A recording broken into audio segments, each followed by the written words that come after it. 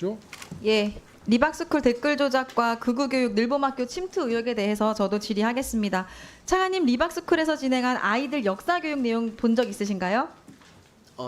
저기 따로 보지는 않았습니다. 예, 제가 몇 가지 충격적인 장면들만 좀 가지고 왔습니다. 틀어주세요.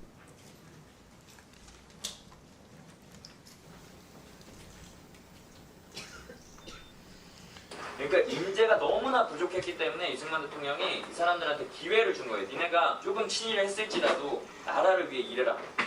그걸로 속죄해라. 이렇게 해서 기회를 준 겁니다. 그게 친일이에요? 친일 청산 안 한 거예요? 이승만 대통령의 선택이 옳았다라는 증거가 됩니다. 이해가 되시죠? 대한민국 건국은 이승만 대통령의 인맥으로 됐다. 이승만 대통령의 인맥으로 사실상 이승만 대통령 혼자 한 거예요, 독립은 거의. 3.15 선거는 왜 부정선거가 됐을까요? 왜 부정을 일으킬 수밖에 없었을까? 4번. 맞습니다. 답은 4번입니다. 이기붕 후보의 당선이 불안해서 부정을 저질렀습니다. 예, 차관님, 리박스쿨 역사교육 내용 동의하시나요? 동의할 수 없습니다. 예, 리박스쿨 역사 내용 보면 친일파 옹호하고 우리 독립운동가의 헌신 깎아내리고 이승만, 박정희 찬양하고 심지어 지금 부정선거까지 옹호하고 있습니다.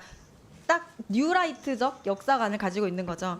이렇게 리박스쿨이 역사관을 아이들에게 주입시켜 왔고 교육시킨 아이들에게 윤석열 지지 연설장에서 박정희, 이승만 찬양 노래까지 부르겠습니다. 이게 아이들에게 할 짓입니까?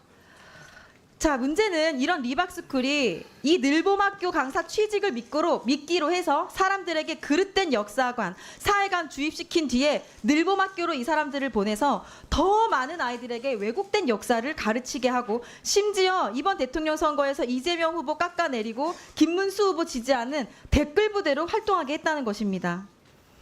자, 아까 서지영 의원님께서 예술, 과학 프로그램을 했다 늘봄학교에서 이러는데요. 뉴스타파 보도 보면 손효숙 리박스쿨 대표가 직접 본인이 이렇게 말을 해요. 바른 역사, 정방향의 역사를 학교에 들어가서 애들하고 얘기를 하는 거예요. 지금 우리는 뭐 놀이체육으로도 들어가고 보드게임도 들어가고 이런 말을 한 본인이 직접 이런 인터뷰를 했거든요. 학교에 들어가서 투입돼서 역사교육을 알게 한 게 확실합니다. 자, 이런 리박스쿨 사태는요, 윤석열 정부가 극우 뉴라이트 정부였기 때문에 사실상 예견된 참사였어요. 자, 윤석열 정부 출범 직후부터 뉴라이트 세력 단순히 방조한 걸 떠나서 임명했죠. 국가교육위원장, 3대 역사 관련 기관장에 뉴라이트 인사 임명했잖아요. 특히 한국학중앙연구원 김주성 이사장은요, 2010년이랑 2021년 사이에 리박스쿨 강사진으로도 활동을 했습니다. 한 몸이나 다름없는 사람입니다. 자, 리박스쿨 손혁숙 대표 2023년에 늘봄학교 필승을 위한 모임 결성하고 늘봄 진출을 위한 전략 수립과 함께 교육부에 제안서를 제출하고 예산까지 요구했어요. 그런데 윤석열 정부가 이 계획에 마치 발이라도 맞추는 듯 2025년으로 예정돼 있던 늘봄학교를 갑자기 전국 확대하면서 전면 도입을 강행했지요. 저희들이 막 반대했음에도 불구하고. 이로 인해서 학교와 교육청은 충분한 검토도 없이 늘봄 강사를 채용해야만 했어요. 그 결과 리박스쿨 소속 강사들이 손쉽게 학교 현장에 투입될 수가 있었던 겁니다. 그러니까 이건 단순한 행정착오가 아니고요. 정부가 갖고 있었던 근본적 문제예요. 윤석열 정부였기 때문에 이런 일이 벌어진 거예요. 자, 교육부가 이제 할 일은 책임 회피가 아니고요. 극우 역사관 세뇌교육의 고리를 발본색원하셔야죠. 그러니까 다시는 이런 역사 왜곡이 교육 현장에 뿌리 내리지 못하도록 해야 되고요. 이주호 장관이 그 핵심 책임자로 나와서 사과하고 사태의 전말에 대해 밝혀야 되는데 오늘 불출석했어요. 책임 회피하고 직무 방기하고 저는 다시 한번 이에 대해서 강한 유감을 표합니다. 즉각 나와서 입장 밝힐 것을 다시 한번 요구합니다. 차관님, 이주호 장관이 늘봄 예산으로 극우 보수 돌봄 강사 만들고 댓글 부대 운영한 리박스쿨의 손효숙 대표 몰랐습니까? 네, 제가 확인한 사항을 좀 말씀을 드리겠습니다. 네. 일단 개인적으로는 모르는 분이라는 걸 제가 확인을 했고요. 그다음에 손 대표가 교육부의 정책 자문위원으로 참여하고 난 다음에 공식적인 회의를 통해서 앉는 것 이외에는 개인적인 인연이나 관계는 없는 것으로 명확하게 확인했습니다. 예. 근데 교육부 정책자문위의 규정을 보면요. 위원은 교육부 정책에 관한 학식과 경험이 풍부한 사람 중에서 장관이 위촉하도록 되어 있습니다. 장관이 직접 위촉하게 되어 있습니다. 근데 나는 모르는 사람이다. 자, 그렇다면 손효숙 대표를 어떤 경위와 사유로 위촉하게 된 거죠? 네, 제가 확인한 사항을 좀 정리해서 말씀을 드리겠습니다. 저희가 1기 교육정책자문위원회를 하고 난 다음에 2기 정책자문위원회를 출범을 시키면서 이제 다양한 분야의 전문가들을 좀 확대해서 해야 된다는 그런 요구가 있었고 시간이 그게 없어서 확대하는 사이에 네. 그 각 분야별로 전문가들을 추천받았는데 그 중에 한 분이 이수정 교육부 확인하고 총리 있습니다. 정책자문관 추천 맞습니까? 뭐 확인된 바로는 거기 교육계 맞습니까? 여러 가지 인사들 중에서 자문관이 추천한 것으로는 예, 확인했습니다. 이수정 교육부 총리 정책자문관 추천이 맞습니다. 자, 이주호 장관 최측근이자 돌봄 정책 비롯한 각종 정책을 지원한 이수정 교육부 총리 정책자문관이 추천했습니다. 근데 무슨 일을 하는 사람인지도 몰랐다는 것은 말이 안 된다. 이렇게 생각을 하고요. 얼핏 뉴스 타파 보도에도 나왔는데 손은숙 대표가 교육부 정책자문위원장 임명장을 앞세워서 늘봄학교 프로그램에 손쉽게 침투했습니다. 그러니까 여기에 이주호 장관이 지대한 역할을 한 거예요. 부정할 수 없는 사실입니다. 이게 다 우연이라고 말하기에는 너무 비합리적이죠.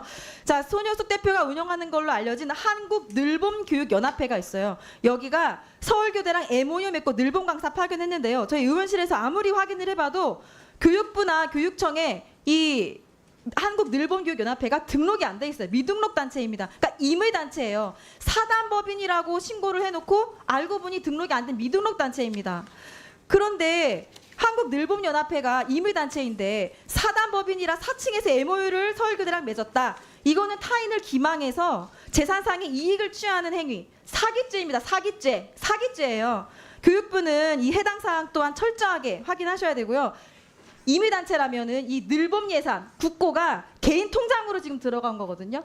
사단법인이라고 사칭을 한 거라고 저는 보고 있는데 지금 사단법인으로 세무서에만 신고가 돼 있고 주무관청에는 미등록된 상태로 저희 확인을 했거든요. 법인 등기도 지금 확인해봤는데 안 나옵니다. 그러니까 이렇게 알 수도 없는 이런 유령 단체가 서울교대랑 MOU를 맺고 늘봄 강사를 학교에 투입시켰다. 교육부 이거 철저히 다시 확인해 주시면 좋겠습니다. 예, 저희가 사실관계를 이제 준비하고 있는 중이고 제가 간략하게만 좀 먼저 말씀드리고 아마 계속 후속 질문을 해주실 테니까 답변을 드리겠습니다. 우선 이수정 자문관은 이제 유초중등 교육을 교육부 장관에게 자문하는 역할을 했습니다. 그러니까 유초중등 교육계에서 추천받은 분으로 확인했고요. 제가 확인한 결과에 개인적으로 인연이 있거나 그런 건 아니라고 확인을 했습니다. 다만 이제 그 당시에 확대하는 과정에서 여러분들을 모셨는데 그 시기에는 특별한 특이사항이 없어서 위원으로 위촉을 했고 다만 저희가 현재의 상황을 볼 때 위원 위촉이나 이런 부분에서는 저희가 좀 더 세심한 그런 그 노력을 해야 된다는 것에서는 저희가 지금 그 생각을 같이 하고 있습니다. 또 하나는 지금 그 늘봄연합회에게 직접 지원하거나 그런 것은 없습니다. 여기는 협력기관으로 서울교대의 협력기관으로서 초기에 참여할 때 들어가 있는 것이고요. 그러고 난 다음에 운영기관으로서 선정된 이후에는 이제 직접 서울교대가 강사도 채용을 하고 프로그램도 운영하는 형태입니다. 그렇기 때문에 늘봄연구회나 여기로 연관되어 있다고 보는 리박스쿨에 직접적으로 재정 지원된 것은 없습니다. 그건 사실관계입니다. 강사가 공급되는데 예산이 하나도 거기에 들어가지 않는다. 그리고 자문관이 추천한 것이기 때문에 장관은 모르는 일이다라는 것은 국민들이 납득할 수 있을지에 대해서는 국민의 판단에 맡기겠습니다. 네, 일단은 제가 명확하게 확인한 사실관계를 중심으로 제가 말씀을 드리겠습니다.